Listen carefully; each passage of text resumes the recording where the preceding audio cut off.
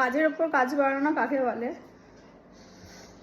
মানে শেষ হচ্ছে না, ভগবানের আমাদের পেছনে লাগা শেষ হচ্ছে না। দেখো আমি কি হয়েছে, ওয়াশিং মেশিন ভেতরে জামা কাপড় ভর্তি দিয়েছি।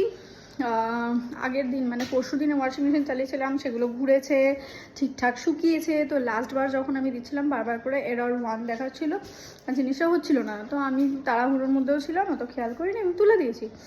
আজকে সেম জিনিস দেওয়ার সাথে সাথে আজকে কোনো কাছাকাছি হচ্ছে না, জল পড়ছে পড়ছে পড়ছে, কিছুক্ষণ বাদে এরর 1।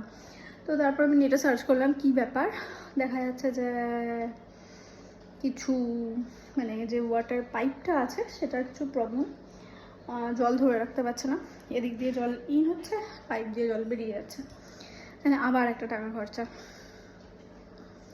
তার মধ্যে আর একটাও আছে, দাঁড়াও, ওয়াশিং মেশিন শুধু না, ফ্রিজটা ঠিক করা হয়েছিল, ফ্রিজটার প্রবলেম ছিল যে নিচটা ঠান্ডা হয় না, সেম জিনিস আবার হচ্ছে।